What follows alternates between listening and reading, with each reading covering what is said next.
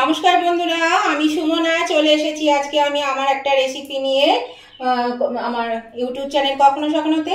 আজকে আমি আপনাদেরকে দেখাবো ইলিশ মাছের একটা রেসিপি। তো এই রেসিপিটা দেখতে গেলে আপনাদের চলে আসতে হবে আমার ইউটিউব চ্যানেল কখনো সখনোতে। তো আশা করি আপনারা সকলে ভালো আছেন, সুস্থ আছেন। তো এখানে আমি দেখুন 6 পিস মাছ নিয়েছি। তো এটা আমি কিভাবে রান্না করব সেটা দেখার জন্য আপনাদের আসতে হবে আমার ইউটিউব চ্যানেল কখনো সখনোতে। সেখানে দেখে নেওয়া যাক আমি এটা কিভাবে রান্না করছি। এই ইলিশ মাছটা রান্না করার জন্য বন্ধুরা প্রথমে এখানে আমি একটা কড়াইয়ে আমি তেল দিয়ে দিয়েছি। তেলটা গরম হয়ে গেছে। এখানে আমি 3টে শুকনো লঙ্কা দিয়ে দিলাম। এই লঙ্কা 3টেকে আগে আমি ভেজে নেব। এই লঙ্কা 3টে ভেজে আগে তুলে নেব। এদিকে বন্ধুরা একটু তেল সমেত লঙ্কা 3টেকে আমি ভেজে তুলে নিলাম। এবার আমি কি করব দেখতে থাকুন। এবারে এই তেলের মধ্যে আমি দিয়ে দেব, এখানে আমি 2টো মিডিয়াম সাইজের পেঁয়াজকে কুচি করে রেখেছি। এই পেঁয়াজটা আমি এর মধ্যে দিয়ে দেব। এই পেঁয়াজটা একটু আগে ভাজা ভাজা করে নেব। হালকা ব্রাউন কালার আসা অবধি এটা অপেক্ষা করব, ভাজবো। এই দেখুন বন্ধুরা, পেঁয়াজটা কিন্তু বেশ নরম হয়ে গেছে আর একটু ভাজা ভাজাও হয়ে এসেছে, হালকা কালার এসে গেছে। এর মধ্যে এবার আমি কিছু মশলা দেব। প্রথমে আমি দিয়ে দিচ্ছি এখানে 1/2 চামচ রসুন বাটা, তারপরে দিয়ে দিচ্ছি 1/2 চামচ আদা বাটা, তারপরে দিয়ে দিচ্ছি 1 চামচ কাঁচা লঙ্কা বাটা। এখানে আপনারা শুকনো লঙ্কা গুঁড়ো দিতে পারেন। দিয়ে দিচ্ছি একটু হলুদ আর দিয়ে দিচ্ছি একটু নুন। এবার আমি এটা ভালো করে আবার কষিয়ে নেব। মশলাটা বেশ একটু কষিয়ে নেব। দেখুন বন্ধুরা, মশলাটা একটু কষানো হয়ে এসছে। এর মধ্যে অল্প একটু জল দিয়ে দিলাম। জল দিয়ে এটা একটু ভালো করে ফুটিয়ে নেব। দেখুন বন্ধুরা, মশলাটা কষানো হয়ে গেছে।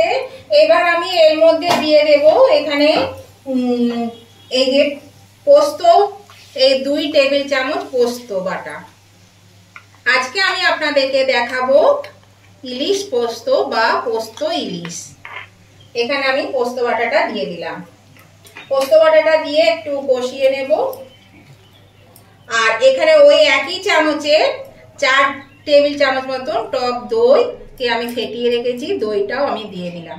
এবার দই আর পোস্ত দিয়ে আমি এটাকে ভালো করে এবার একটু কষিয়ে নেব। আর আঁচটা কিন্তু আমি মিডিয়ামে দিয়ে রেখেছি। আঁচটা মিডিয়ামে দিয়ে রাখতে হবে, তবে খুব বেশি কষানো যাবে না। এবার আমি এর মধ্যে দিয়ে দিচ্ছি একটু পরিমাণ মতো চিনি। একটু চিনি দিলে খেতে কিন্তু টেস্ট হয়, সেই জন্য চিনিটা দিলাম। আর দিয়ে দিচ্ছি এই যে বাকি নুনটুকু দিয়ে দিলাম। তো নতুন বন্ধু যারা এখনো আমার চ্যানেলটা সাবস্ক্রাইব করেননি তাদের কাছে আমার অনুরোধ, অবশ্যই কিন্তু আমার চ্যানেলটা সাবস্ক্রাইব করে আমার পাশে থাকবেন আর পাশে থাকা বেলটা অবশ্যই ক্লিক করে দেবেন। তাহলে আমি যখনই আমার ভিডিও আপলোড করব সাথে সাথে নোটিফিকেশন আপনাদের মোবাইলে পৌঁছে যাবে আর সবার আগে আপনারা আমার ভিডিও দেখতে পারবেন। আর আমার উভয় বন্ধুদেরকে বলছি, আজকের এই ইলিশ পোস্ত যদি আপনাদের ভালো লেগে থাকে, পছন্দ হয়ে থাকে, তাহলে দেখতে দেখতে যদি এখনো লাইক দিতে ভুলে গিয়ে থাকেন তাহলে অবশ্যই কিন্তু লাইক বাটনটা প্রেস করে দেবেন। আপনাদের একটা লাইক আমাকে এগিয়ে নিয়ে যেতে অনেকটা সাহায্য করে।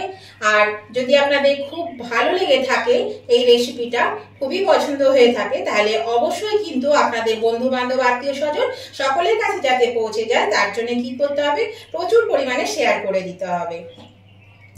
তাহলে সবাই যাতে এই রেসিপিটা দেখতে পায়। আর কেমন লাগলো সেটা জানাতে কমেন্ট করতে কিন্তু একদম ভুলবেন না। আপনাদের মিষ্টি মিষ্টি সুন্দর সুন্দর কমেন্টগুলো পড়তে যেমন ভালো লাগে, তেমনি আপনাদের একটা কমেন্ট আমাকে পরবর্তী রেসিপি বানাতে অনেকটা উৎসাহিত করে। সেই জন্যই অবশ্যই কিন্তু আমার উভয় বন্ধুরা লাইক শেয়ার কমেন্ট করতে একদম ভুলবেন না। লাইক শেয়ার কমেন্ট করে দেবেন। দেখুন বন্ধুরা, এটা কিন্তু আমার একটু কষানো হয়ে গেছে। বেশি কষাবো না পোস্ত, একে যেহেতু এটা পোস্ত আছে, পোস্তটা খুব বেশি কষাবো না, পোস্তর গন্ধটা তাহলে চলে যাবে। সেই জন্য পোস্ত বেশি কষানো দরকার নেই। এই দেখুন বেশ ফুটতে শুরু করেছে। এবার আমি এর মধ্যে দিয়ে দেবো এই যে পোস্ত বাটার জল আছে, এই পোস্ত বাটার জলটা আমি এর মধ্যে দিয়ে দিলাম।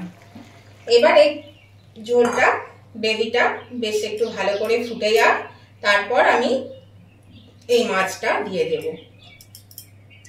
এখানে কিন্তু মাছটা ভাজার কোনো প্রয়োজন নেই, তবে আপনারা যদি মনে করেন ভেজে খাবেন তাহলে কিন্তু ভেজে দিতে পারেন। তো চলুন ঝোলটা ফোটা অবধি অপেক্ষা করি। এরকম বন্ধুরা গ্রেভিটা কিন্তু ফুটতে শুরু করেছে, খুব ভালো করে ফুটছে, টকবক করে ফুটতে শুরু করেছে। এবার আমি এর মধ্যে এই মাছগুলো একটা একটা করে দিয়ে দেব। এটা খেতে কিন্তু দারুণ লাগে। আমরা রুই পোস্ত, কাতলা পোস্ত সবকিছুই খাই, তো ইলিশ মাছের এইভাবে যদি পোস্ত করে খান তাহলে দেখবেন খেতে কিন্তু দারুণ লাগবে। এখানে 3টে চেরা কাঁচা লঙ্কাকেও আমি দিয়ে দিলাম। এবার এটা আমি মিনিট 2-এর জন্য ঢাকা দিয়ে রেখে দেবো।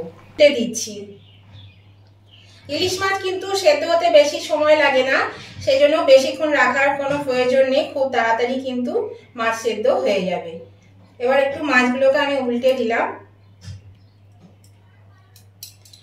এবার আমি যে শুকনো লঙ্কা ভেজে তুলে রেখেছিলাম সেই লঙ্কা আর তেলটা এর মধ্যে আমি দিয়ে দিচ্ছি। এটা দিয়ে আমি একটু নেড়ে দিচ্ছি।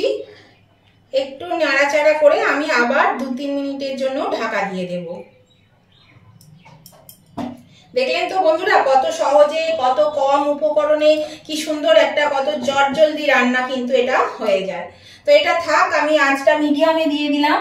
আবার 2-3 মিনিট পরে আমি ফিরে আসছি। এরকম বন্ধুরা আমি ঢাকনাটা খুলে দিলাম। দেখুন মাছটা কিন্তু সেদ্ধ হয়ে গেছে আর ঝোলটা অনেক কমে এসছে। আর দেখুন এই যে শুকনো লঙ্কা আর তেলটা যখন দেওয়া হবে তারপরে কিন্তু আঁচটা কমিয়ে দমে দিয়ে দিতে হবে। আর গ্রেভিটা আপনাদের পছন্দ মতন দেবেন। যদি শুকনো শুকনো রাখতে চান মাখা মাখা তাহলে কিন্তু জলের পরিমাণটা খুবই কম দেবেন। আর আমি এই দেখুন গ্রেভিটা আমার এইরকম হয়েছে, এটা দেখে বুঝতে পারছেন নিশ্চয়, এই যে এরকম হয়েছে। তো এটা যেহেতু পোস্ত, এটা কিন্তু ঠান্ডা হলে টেনে নেবে, সেই জন্য কিন্তু এইরকম আমি রাখলাম। আর আমার বাড়িতে কিন্তু একটু গ্রেভিটা লাগে, আপনারা জানেনই সবাই যে একটু গ্রেভি না হলে আমার হয় না। তো এটা কিন্তু হয়ে গেছে, এবার আমি এটা নামিয়ে নেব। তার আগে আমি একটু বাড়িয়ে দিলাম, এটা একটু ফুটে যাক, ফুটে গেলে আমি এটা নামিয়ে নিচ্ছি। আর এর মধ্যে একটু কাঁচা সর্ষের তেল আমি দিয়ে দিচ্ছি। আপনারা চাইলে দেবেন, নাহলে নাও দিতে পারেন, পছন্দ না হলে দেবেন না। তো দেখুন এটা কিন্তু হয়ে গেছে, মাছও সেদ্ধ হয়ে গেছে। এবার আমি এটা নামিয়ে নেব সার্ভিসিং ডিশে। তো রান্নাটা আজকে কেমন লাগলো বন্ধুরা সেটা কিন্তু অবশ্যই কমেন্ট করে জানিয়ে দেবেন। গ্যাসটা আমি অফ করে দিলাম। এবার আমি একটা সার্ভিসিং ডিশে এটা তুলে নিচ্ছি।